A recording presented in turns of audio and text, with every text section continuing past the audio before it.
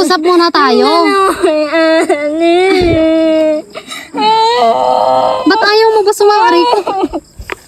Lalo kung mapapagalitan natin, Angel. Si Mama nahihirapan sa atin. Hindi si Ate Lay. Sarili magulang mo yon. Dapat lang tulungan mo.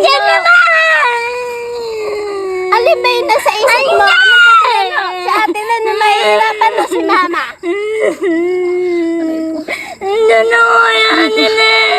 Ay, doon ka.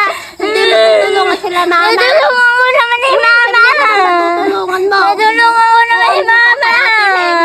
Tutulungan mo naman si Mama. Huwag kayong mag-away. Huwag kayong mag-away. Ay, nako. Ako ang maano sa inyo eh. Ako ang mapapahamak sa inyo, mga anak ko. Ano na kayo? Mag-uusap nga muna tayo. O sige, kung ayaw mo, uwi tayo sa Dingabuno. O, uwi tayo sa inyo, sa mama mo. Uwi tayo doon. Uwi tayo sa inyo. Hindi! Ayaw ko nandun! Ba't ayaw mo nga doon?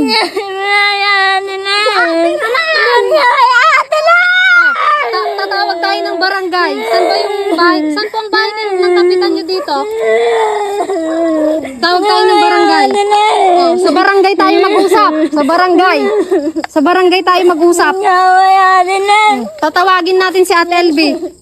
Sumakay ka sa amin. Sumakay ka sa amin. Sumakay ka. Ay, nako, Angel.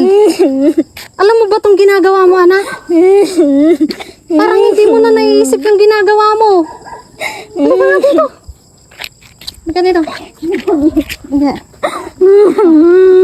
Ka dito. Tana. Tana. Ano bang problema mo?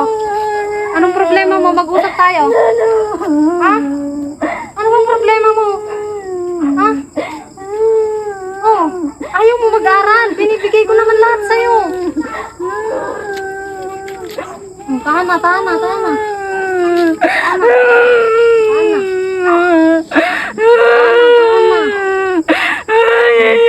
Sa DSW, hindi tayo mag-usap. Kasama mo sila. Hindi pwede yung ganyan na ipipilit nandito ka. Gusto nga ng mga magulang nyo na mag-aaral ka. Doon ka sa inyo, pag-aaralin kita. Doon ka sa mama mo, pag-aaralin kita, susuportahan kita.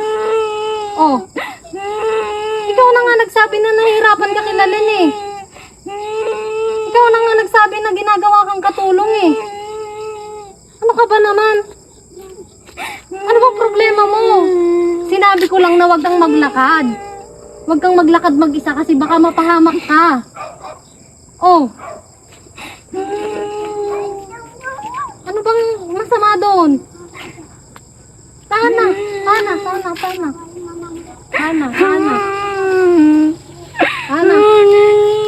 mag-usap tayo.